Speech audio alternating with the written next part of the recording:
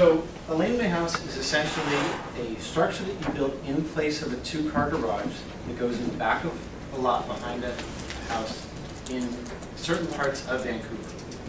It can either be a story or a story and a half, and this new legislation is appropriate to approximately 70,000 lots in Vancouver. And that's not including North Shore and Burnaby, which are also considering laneway housing. So just for general guidelines, basically south of 16th, west of Alma, east of Victoria is pretty much where the city is targeting. So they're not looking at kind of the core of Vancouver right now, and RS1 and RS5 lots, which again is about 94% of the single-family homes in Vancouver. So it's still kind of the general rules, and there are a few more, but these are the biggest ones. So first, you need access to the lane. There are several houses in Vancouver that don't have lanes, so unfortunately those are not applicable. It's on lots with or without a secondary suite, which is very important because some people get nervous by having an illegal secondary suite. Doesn't matter. With an existing or a new home, so that's definitely an option.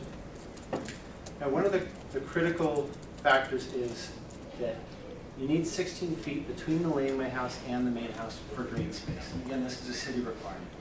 This translates into 42 feet from the lane to the house.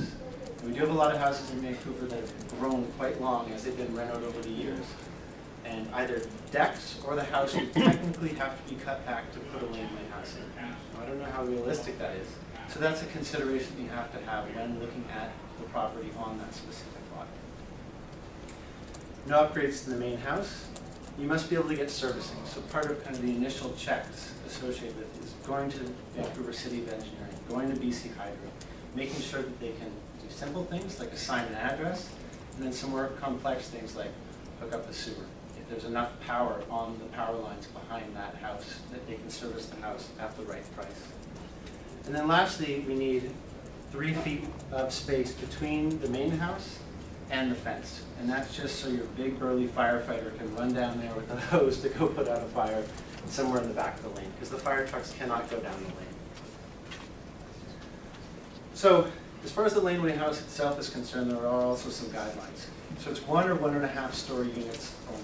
So they don't want these monsters taking over the back. So that's how they're trying to limit it. So the upper square footage is limited to 60% of the main floor space. That's the laws stand right now. So on a 33 square foot lot, this translates into 500 square feet of livable space that you're allowed to have. If you look at a 50-foot lot, that increases to 750 square feet. So as far as I know, these are pretty hard and fast rules by the city. One on-site parking spot, whether that's covered or open, doesn't really seem to matter. It just depends if your client wants to pay thousands of dollars to have a roof over your car. This must be part of the Green Homes program.